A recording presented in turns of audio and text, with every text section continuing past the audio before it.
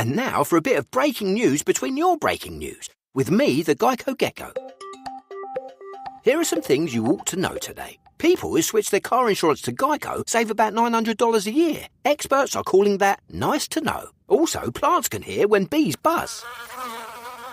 My ficus just heard that. And finally, animal experts have confirmed that goats have regional accents. I'm getting a hint of Irish there. It feels good to get good news. It feels good to Geico. This heat isn't letting up. And if your windows and doors aren't performing, your home is feeling it. Now's the time to replace your old, worn-out windows and doors during the Renewal by Andersen Summer Sizzler event. For a limited time, enjoy buy one, get one 40% off, plus $50 off each window and door with a minimum of 4. And buy now and pay later with our special financing. Stay cool with these summer savings by visiting renewalbyandersonhome.com today and get your project started.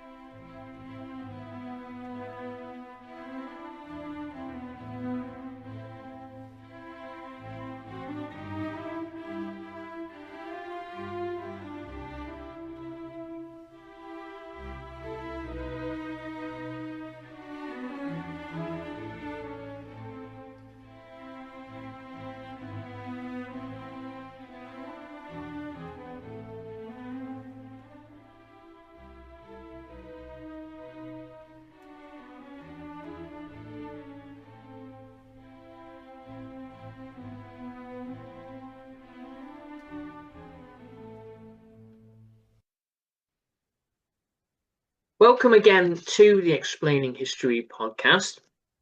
I'm delighted to be joined again by Heidi Birick of the Global Project Against Hate and Extremism from the US. We've come together today to talk about the recent violence in Northern Ireland. So for those of you that haven't been following the story, in the past few weeks, there's been an extremely violent incident. A Sudanese national has attacked an NHS worker in Northern Ireland, it's not thought to have been a terrorist incident. It is not related in any way to the wider kind of migrant community in Northern Ireland. It's one of those events that happens from time to time in a deeply shocking and violent event, but that happens. And there is, but the global far right have tried to create a fictionalized, racialized context to this that justifies mass violence against migrants in the UK. Now, the footage of these attacks is really quite extreme stuff to watch. Houses were burnt down. There were African and Asian people in Northern Ireland terrified to go out. It looks like the words you could use to describe it was a pogrom, a mass explosion of violence.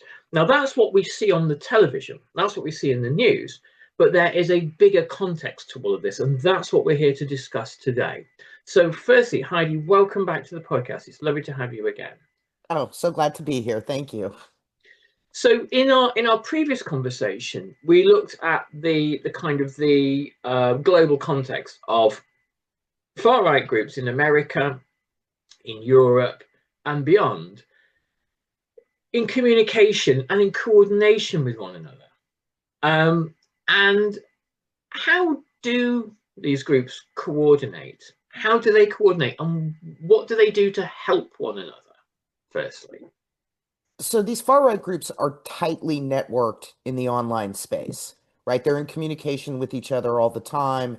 They follow each other's feeds. They are on chat channels on places like Telegram, which isn't moderated, spreading their ideas. They also meet in person.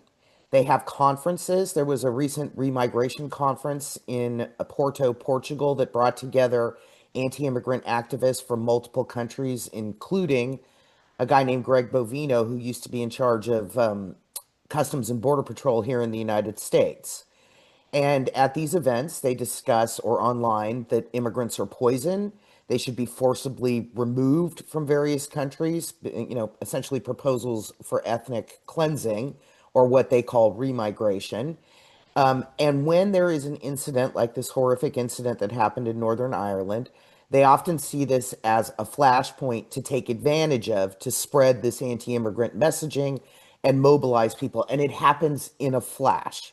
So, within minutes of the incident in Ireland being filmed, it was being shared across various social channels, and people were calling for violence against immigrant communities in Belfast and telling people to come to Belfast and engage in, essentially rioting and violence.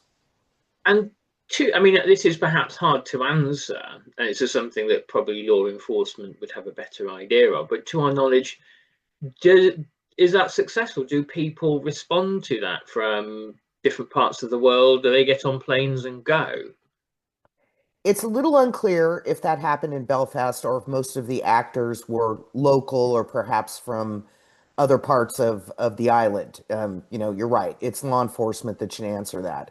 But what I will say is that the anti-Muslim activist Tommy Robinson, right from the UK, England, he put out a tweet that listed places where people should go and gather and called for people to go there. I mean, this kind of information was shared, all the way from Australia to the United States with these far right actors. Whether or not they showed up in mass or these were mostly local folks, that is unclear. I would imagine at least some people did show up.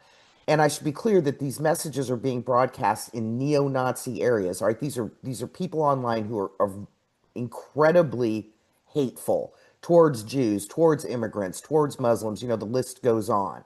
Yeah. And those are the kinds of people that Robinson is trying to motivate. So we'll have to see how the arrests and everything sort out. And if there were people from other parts of the continent, I think it's unclear at this point. Okay. I should say, people did say online, I'm going to go. Yeah. Whether or not they did, I don't know. Yeah. And of course, behind all of this, the one platform that has most power and influence in all of this is Twitter, or X, depending what you want to call it.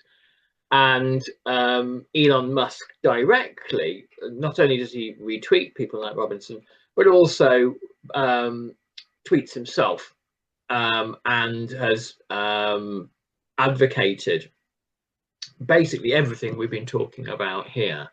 And he has a particular interest in the UK at the moment.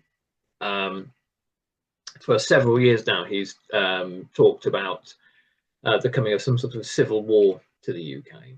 And he's talked about essentially the legitimacy of violence. And he's talked about these kind of ideas about the kind of like the suicide of the West, and remigration, and openly fascist ideas. Somebody who their origin story is apartheid South Africa, who periodically does Nazi salutes, and you still have kind of the great and the good thing. Oh no, Elon, he's not. He's misunderstood. It's like, no, I think I understand him quite clearly. I don't think he's made his point quite clearly.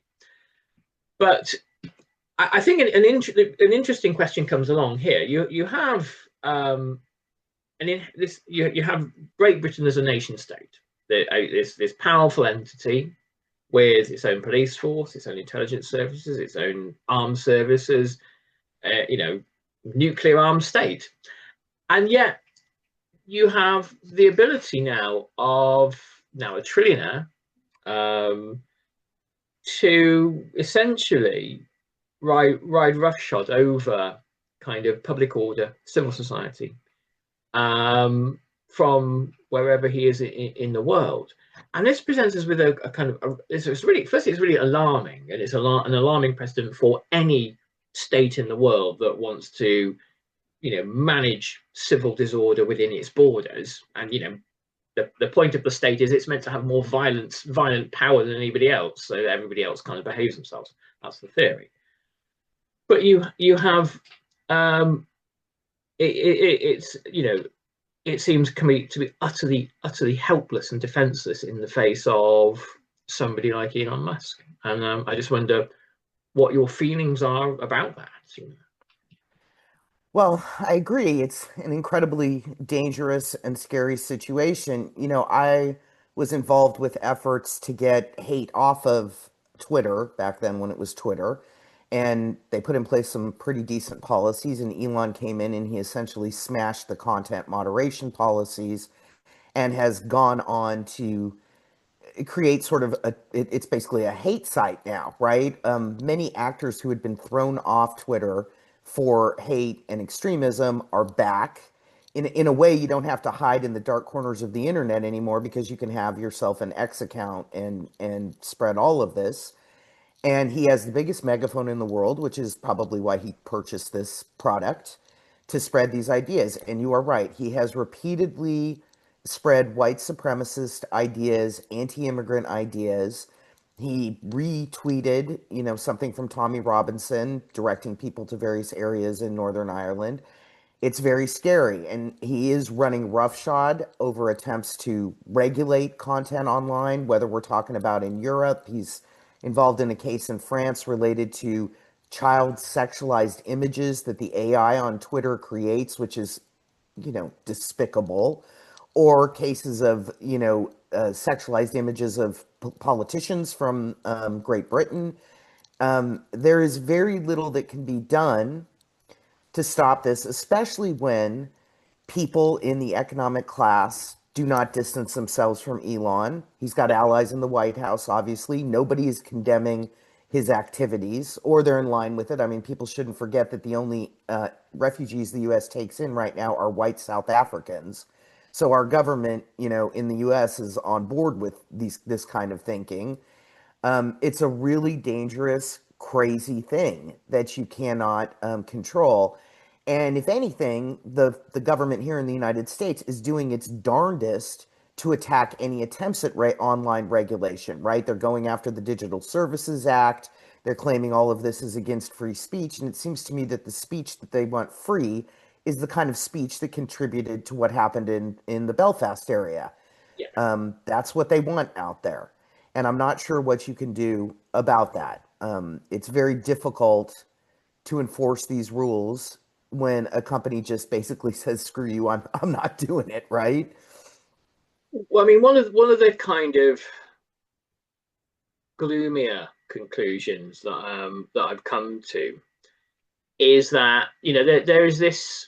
I don't know whether this exists so much in America. It does. It certainly exists amongst kind of in liberal Britain, people that grew up watching The West Wing and have kind of drunk the Kool-Aid on that a bit too much. But there's this idea that don't worry, in 2028, the Democrats, someone like Gavin Newsom, will come to power, and they'll sweep all these people out of the White House, and Trumpism will be done forever, and they'll be done with people like Elon Musk.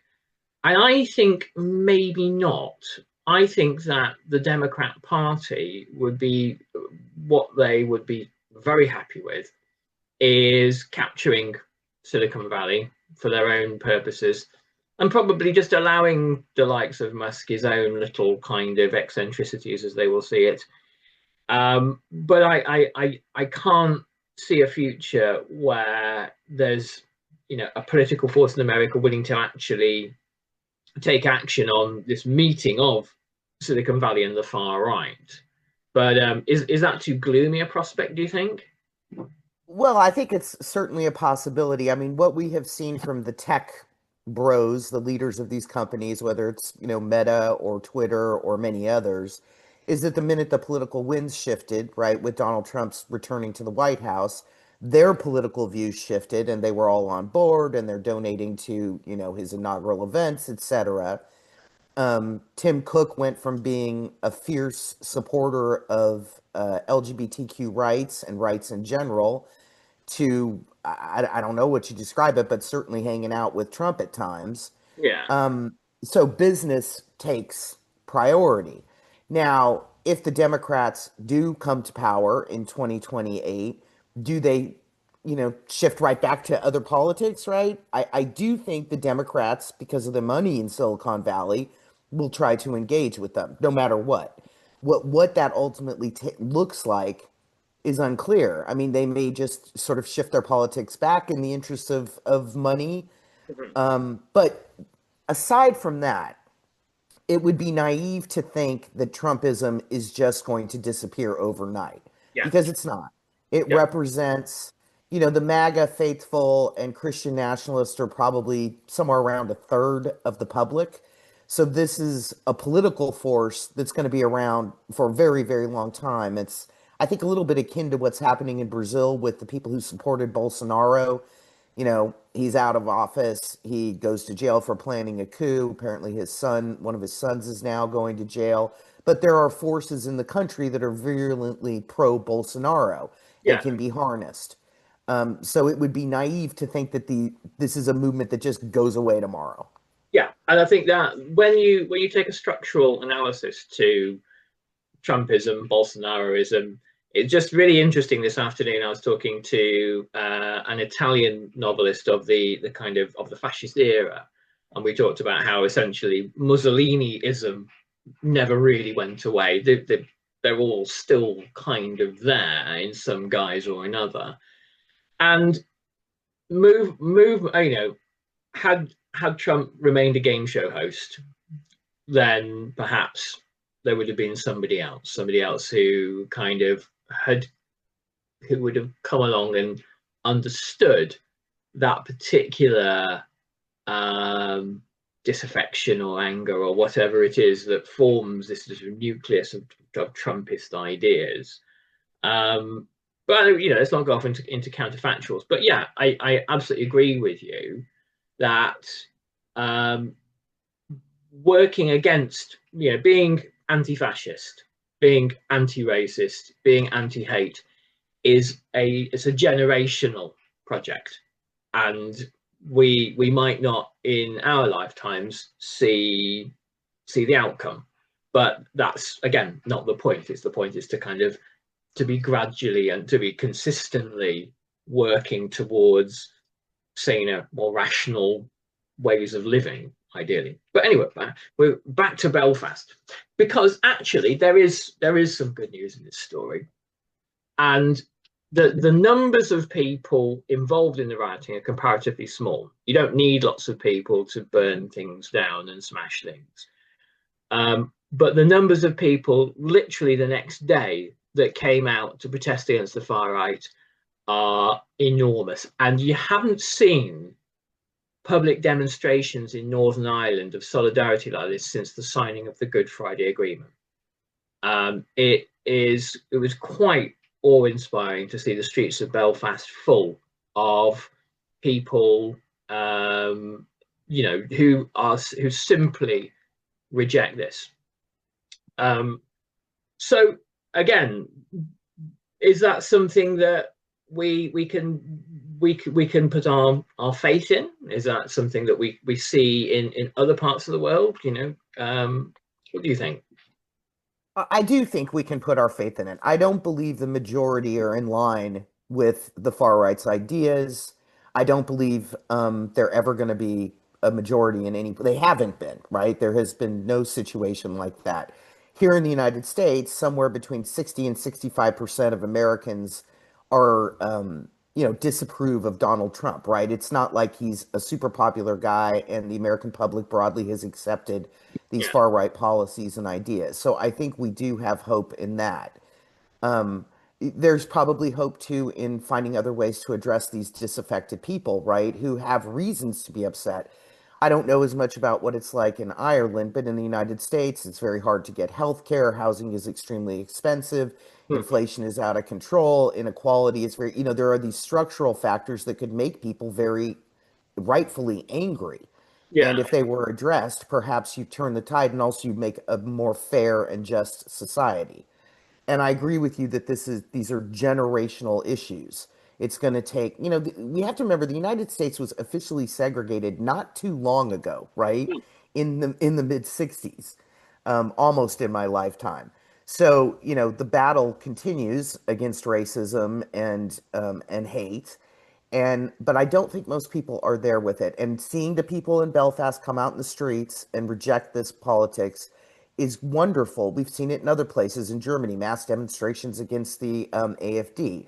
There have been more people who have demonstrated against Trump, not all at once, in the United States than have ever protested a president before.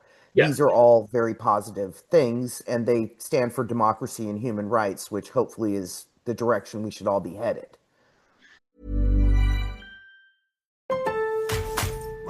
You can never have too many tools. Shop DeWalt deals at Lowe's.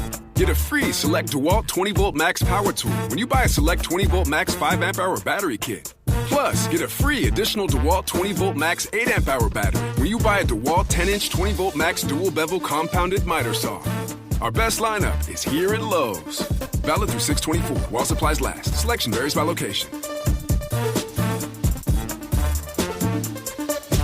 The biggest tournament in soccer is finally here, and I've already started planning my watch parties. My go-to move is stopping at Total Wine & More to grab drinks. Wine, beer, seltzers, maybe a few ready-to-drink options. Everything we need for a full day of matches. It definitely helps knowing you're getting the lowest prices. Get match day ready with Total Wine & More today, so you're set from kickoff to the final whistle. Spirits are not sold in Virginia and North Carolina. Drink responsibly. Must be 21. We all belong outside. We're drawn to nature, whether it's the recorded sounds of the ocean we doze off to, or the succulents that adorn our homes. Nature makes all of our lives, well, better. Despite all this, we often go about our busy lives removed from it. But the outdoors is closer than we realize.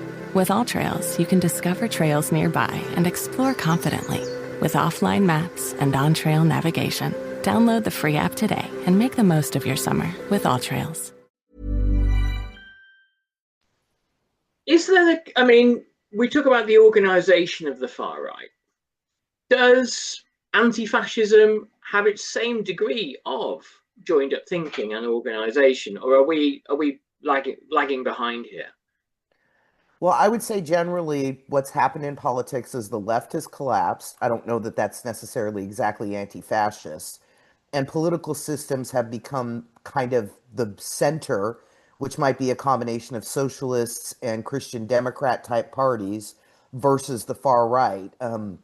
England isn't exactly in that position, but most European countries are. And so we've got work to do, right? Yeah. We've got work to do to build movements to counter these ideas, to convince politicians not to cave into the far right in an attempt to capture those voters by essentially going anti-immigrant. That has to happen, and I would say we're on the back foot. Each country is different. Yeah. In the United States, you've got a far right that is funded by millions and millions and millions of dollars, which basically come in the form of blank checks. It's highly networked together, sharing boards across organizations, going to the same churches, on the same page about what the U.S. should look like, especially when it comes to Christian nationalism. Mm-hmm. It's a force to be reckoned with, but it is not the majority. Yeah. And that's why I say that this battle is going to continue for some time. Yeah. And that must be for people on the far right, the kind of the great unsolved problem. I mean, the point is that when most people encounter fascism, they don't like it. Which is a bit of an obvious, stupid thing to say, but it bears repeating when people encounter this kind of violent blood and soil notion that kind of race and tribe is the primary political unit, and that when they encounter that, no, very few people like it, and it's hard to get anyone to like it, because if you think of kind of what a political program sort of looks like, look at Mamdani in New York, who's doing extremely well, because he simply, went to New Yorkers and said, well, cost of living, housing, terrible buses, let's fix those. He has a meaningful offer. The meaningful offer that fascism tries, particularly in the UK, to trot out at the moment, is if we were to kick out all immigrants and then do remigration, so anybody who's brown, who's lived here all their life, we'll just kind of get rid of them somehow, then there would be abundance for everybody, because neoliberalism has collapsed. The economic model that existed from Thatcher onwards blew up in 2008. Nothing produces any wealth anymore. We're low growth, and the country's getting poorer and poorer and poorer. So instead of distributing wealth, taxing oligarchs, that kind of thing, or having some kind of industrial program to make things happen, no, we'll use the power of racism instead. That's the offer. And obviously, it for a whole range of reasons too. When you actually throw out, a quarter to half of your workforce, or whatever percentage it's going to be, your country gets poorer and poorer and poorer. But anyway, so fascism hasn't really got a meaningful offer, which is why fascists have to circumvent democracy. And in fact, it's why fascism kind of always sort of implodes in the end, obviously causing a great deal of violence and misery along the way. What our problem is, I think, as anti-fascists, is that we have states that are kind of almost emasculated. We have states across the Western world, particularly, that think, well, there's literally nothing we can do. There's nothing we can do we can manage decline, we can manage kind of gradual, gradual kind of increases in poverty. We can't do anything else, because we outsourced all our logic and thinking to these abstractions called markets, and then they, rather unfairly, they don't do anything anymore, and kind of arguably never did. So that's the kind of the bind that we're both in. And I see things, it's almost a bit analogous to the First World War, where you have the British and the French and the Belgians on one side, and the Germans and the Austrians on the other, and nobody can make a breakthrough. And then you have these moments, these flashpoints like Belfast, where fascism tries to make a breakthrough, and they manage to create a lot of chaos and noise and violence. But there seems to be nothing coming the other way, and that's because what we need is for state power to actually be able to kind of make people's lives better, and we need politicians across the world to believe that that's actually possible still. Anyway, that's my speech over. That's the bind, I think. Well, no, I mean, I agree with you. What is this deep reluctance to tax billionaires to provide, for example, healthcare? Like, what is the problem there? You tax the billionaires, they still have got billions, and you could make some serious changes. That's a certain amount of political cowardice, right? Yeah. To not be willing to throw ideas like that on the line, or to give into this idea of just slow decay. Why would that be the case? As though you can't do anything. Of course you can do things, but you're going to have to change the way you function.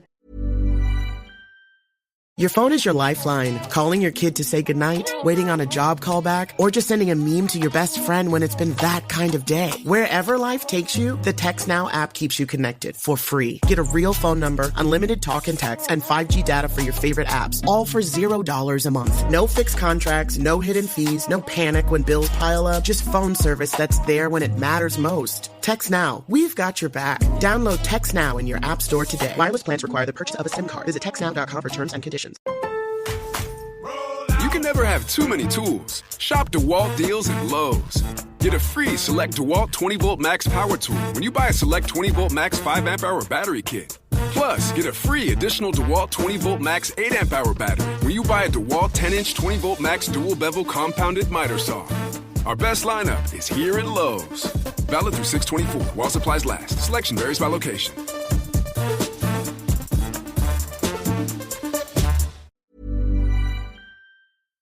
You're going to have to, take some risks, and you're going to have to piss off very, very rich people. That's going to be the deal.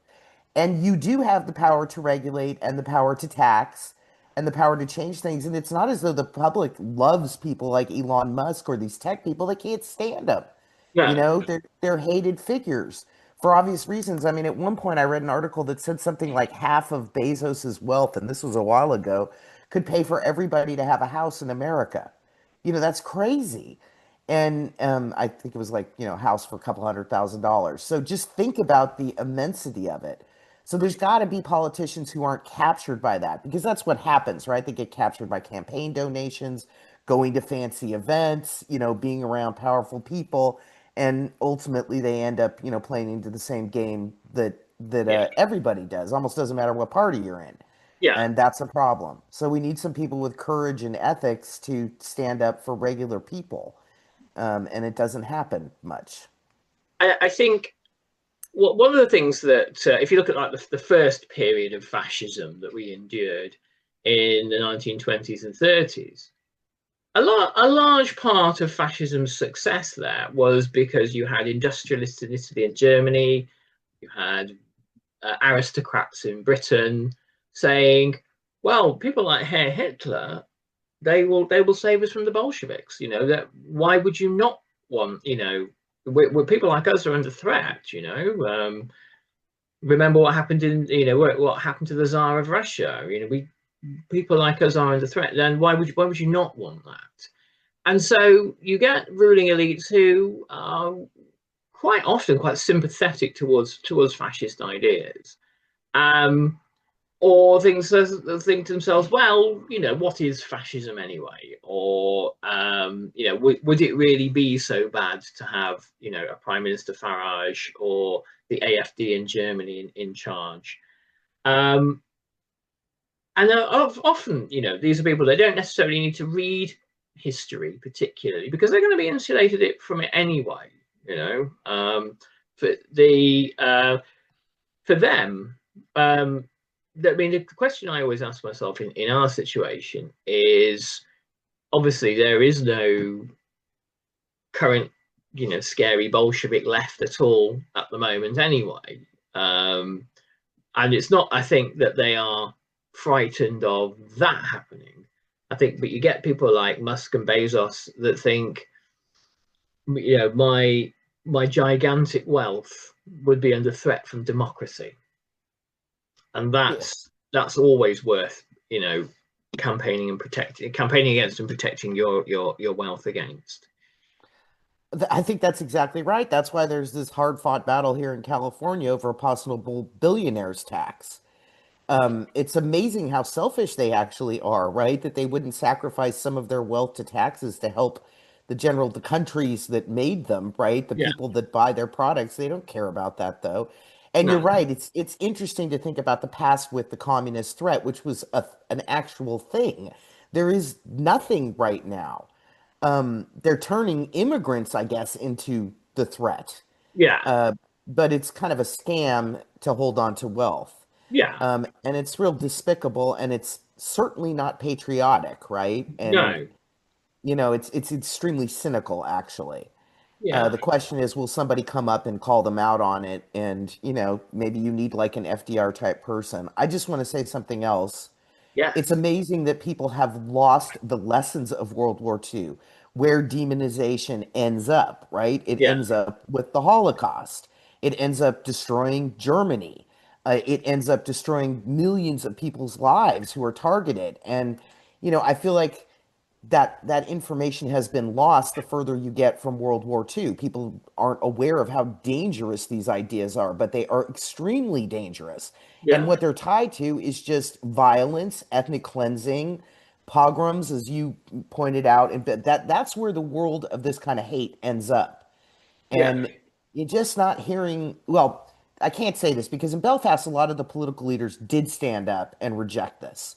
Yeah. Here in the United States, we have a situation where there's not much rejecting going on the right. No. No calling out people for posting racist material. We got people who are white nationalists or made anti-Semitic statements in government, and nobody's doing a damn thing about that or standing up to it. On the right, they're not policing their own. They're just sort of letting this happen, and that's extremely dangerous.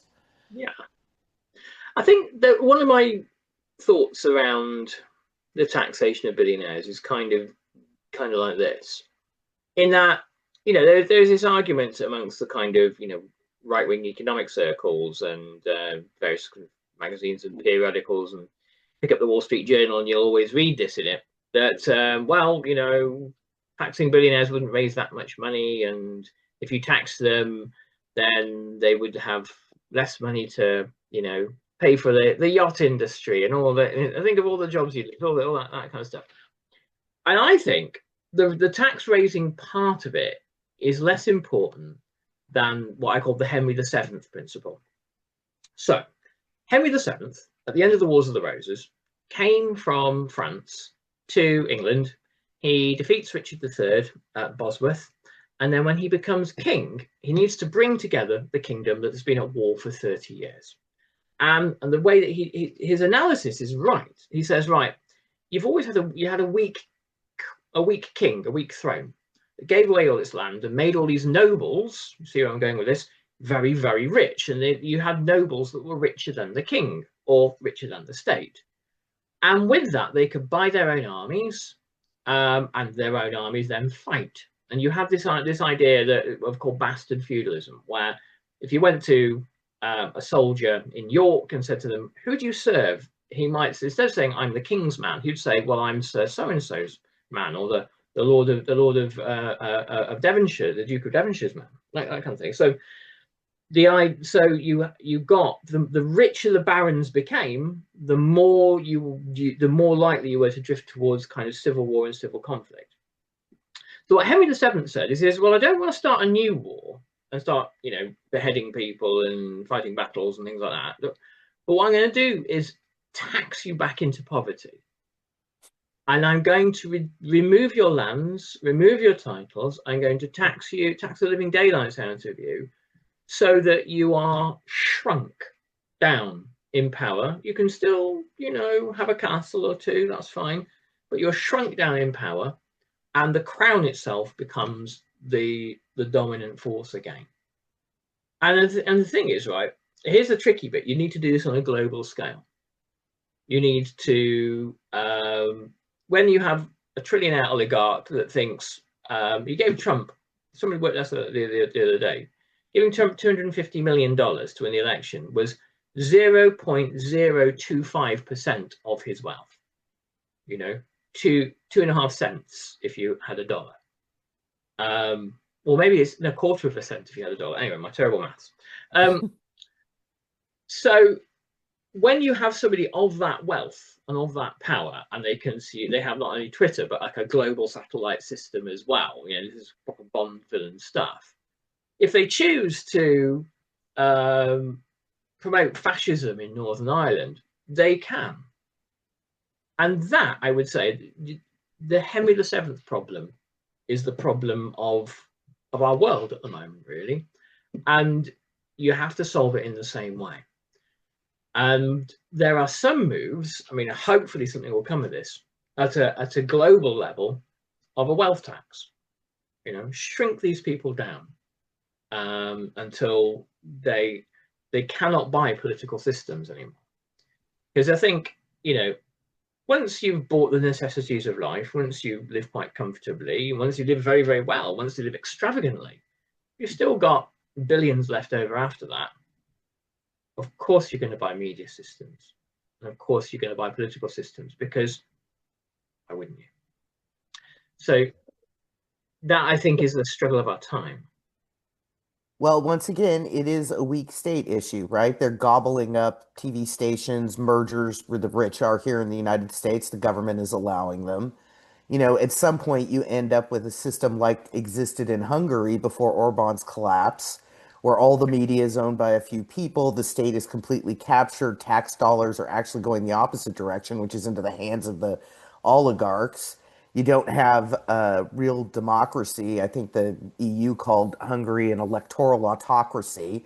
Yeah, And you're impoverished, right? Hungary is now the poorest country in the European Union. That's where you end up if you don't get a handle on this situation. And of course, you get massive corruption, which is not yeah, surprising. So how you wrestle that back and stop that is the key issue. In Hungary, it took basically the entire political spectrum bonding together to vote Orban out. And we'll see what happens with Magyar yeah, now.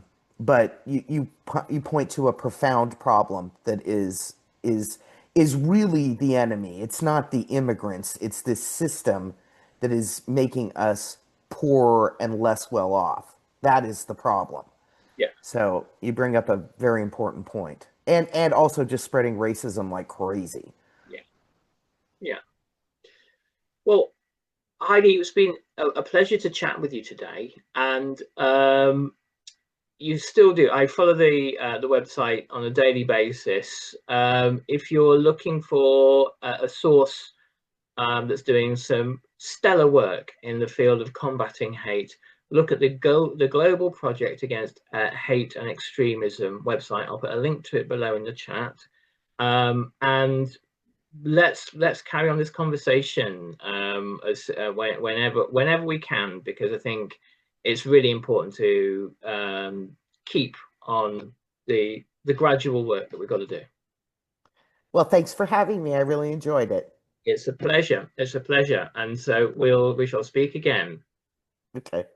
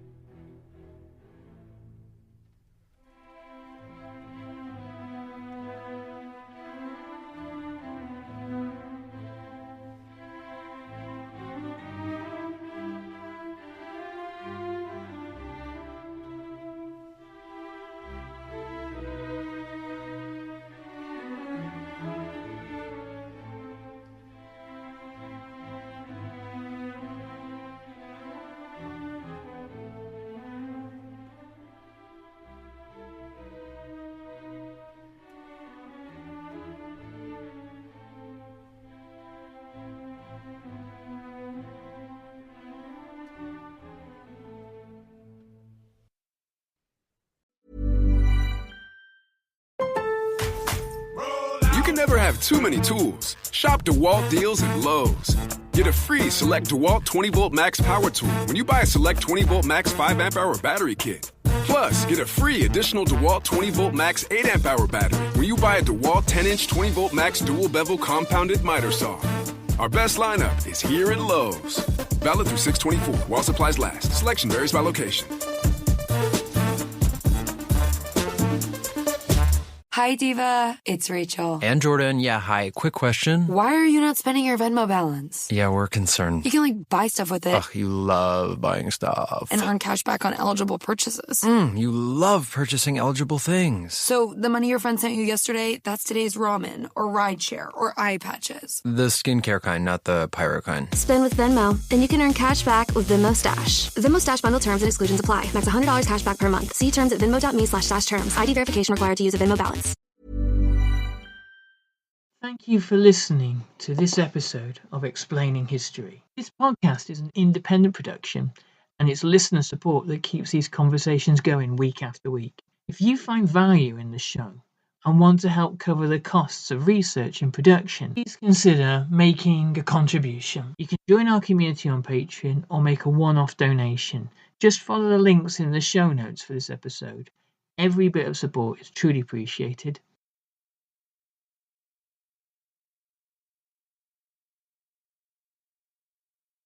Thanks again for listening.